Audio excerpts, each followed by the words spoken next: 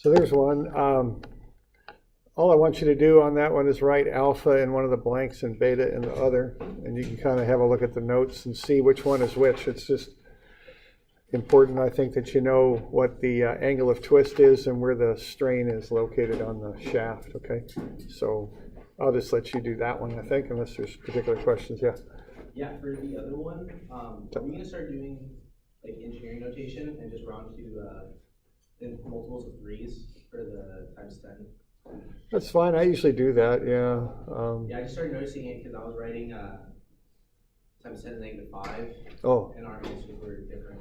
Yeah, I often use multiples of 3. It's not like a requirement or anything, you know, on the exponents, but it's kind of a thing I do. So it's okay to leave it? Yeah, it's not a big deal, as long as it's clear. Yeah.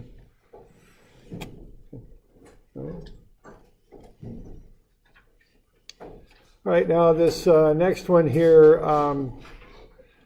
this is one of those deals on the next one.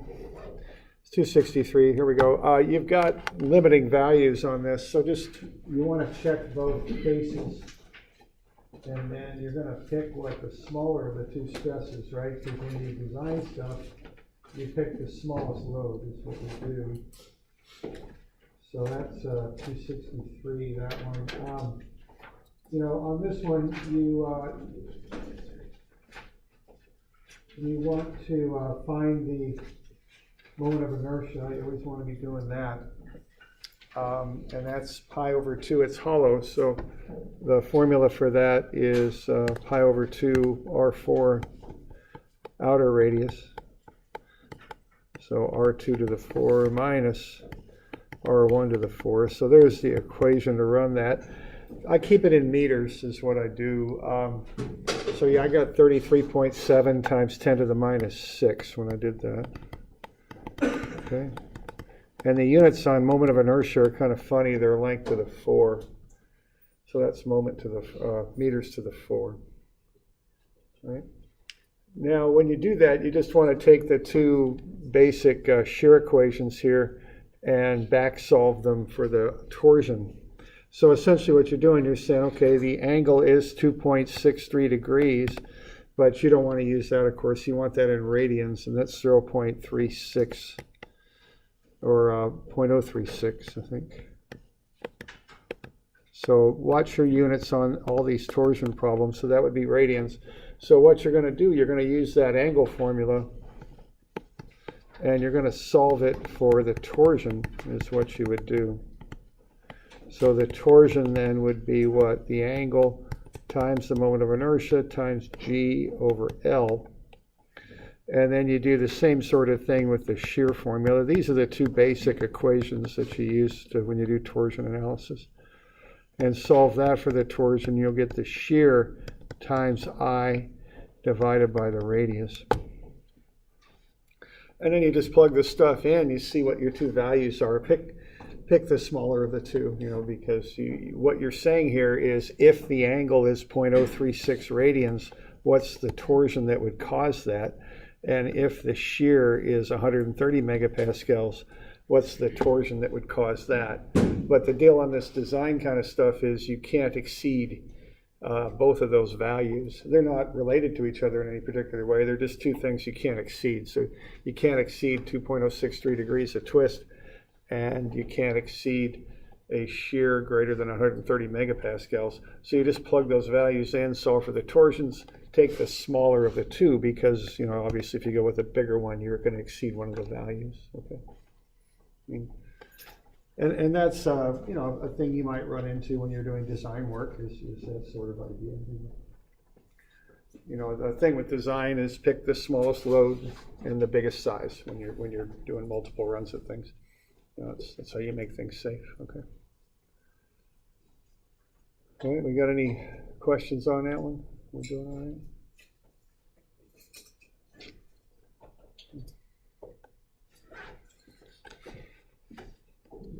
Yeah, question there. How do you distinguish R2 and R1?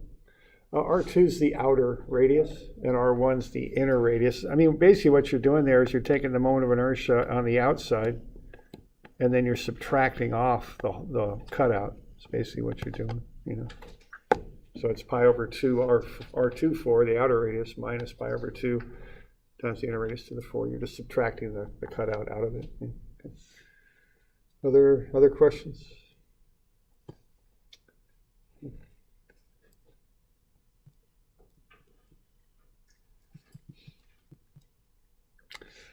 All right, the next one there, you want to find the moments of inertia. This one is based on twist. This is 272. The process on this thing is you want to sum torsions and find the reaction at A. It's 11,000 pound-inches is what it comes up to be. And what you're going to do with this is you're going to cumulatively work your way out. You're going to go A to B. Okay, now once you get to B, you've got a new torsion introduced, plus you're changing diameter, so you've got to go with another run from C to D, okay? And then again at D, you've got another torsion introduced, so you have to do a separate run from D to E, okay? So each time something changes, load or cross-section of the shaft or whatever, you've got to start a new run at it, basically. And you're just cumulatively calculating the angle as you work your way out from A all the way out to E. All right, so the angle formula is TL over IG, so you've got G given. You need to find I for the two distinct sections of the shaft. You got the lengths right on there, and then you got to find the internal torsions. Okay. So that's the deal on that one. And I do these in tables because, I've got that saying that I've kind of accepted the fact I'm not really that good at this stuff, so I come up with all these ways of helping me to avoid making mistakes, and a table is one way to do that, okay? So it's nice and clean. You just put the numbers in, kick the answer out. And, when you're working, and, that organization is really important when you're working. I always think of surveying and having the plans on the hood of the truck, and you're on a construction site and it's raining and the crew's off doing something. You're trying to keep them busy, and the contractor's mad at you about something, and he or she's in your ear, and you're trying to figure all this stuff out. You got to keep it straight, right? And just nice, clean table, clean work, clean answers, less errors. Seems to be works for me anyway. So that's how I like to do that. Okay.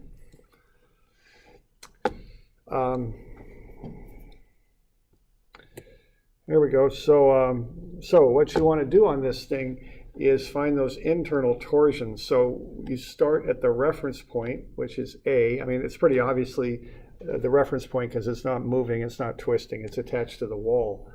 Now you can't have a spinning shaft and do the same process. You would just declare one point to be the reference point, usually the one near the motor, and kind of work your way out from there is usually what you're doing when you're calculating angles. Okay, and what you want to do in that kind of strength materials mode that we get into is you want to find the internal torsion in each section of the shaft. So the internal torsion from A to B, and the internal torsion C to D, and then the internal torsion D to E. So you start back at the reference point and work your way forward. So I know I have that reaction of 11,000, and that's a negative there. So what I would do there is I would take 11,000, and that's negative because it rolls into the page. If you roll your fingers into the page, your right thumb will point to the left. So that's why that's negative. That's the sign convention on that. It's right-hand rule. And then plus TAC, and solve for TAC, it's 11,000 pound-inches. Okay, so the torsion anywhere between A and C would be 11,000. That's the internal torsion. Now I'm doing this in what I call a kind of a formal way. Okay, I'm kind of getting the reaction working out. You could also just add these three things together and see that's positive 11,000. Okay, because those are all causing that torsion in AB. Okay, now I like to stick with this method because it's nice and systematic and all that, so I use that. Okay, so now we'll come back to A and we'll work our way anywhere between C and D, and we'll cut and we'll find that internal torsion, and that comes out to be what, negative 5,000, and then that last section comes out to be negative 2,000. So just develop a nice consistent way to find those torsions in the shaft, okay, as you work your way out.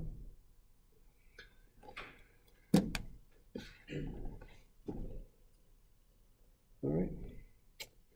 So you got the torsion, the lengths are right on there. You got G, and you find the moment of inertia, And then once you got all that stuff, you just plug it in, TLIG. So TL over IG gets you the twist in each section of the shaft. All right, and then if you want to find the rotation of E with respect to A, what you do is you just add the 3 together, all right? Because this gets you from A to B, this gets you from C to D, and this gets you from D to E. So to find the total, you just add the 3 together. And you should come up with a certain number of radians, which when you do the conversion there comes out to be 0.0032 degrees. So it's about 66.6 times 10 to the minus 6 radians. I guess it's not the luckiest of numbers there, but that's what that comes out to be.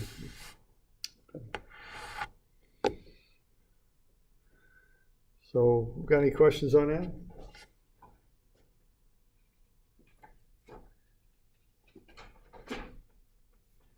So, you know, it's a lot like that PL over AE stuff. It's just done for torsions, so it's TL over IG. And find the internal torsions is the important thing on this as you work your way out.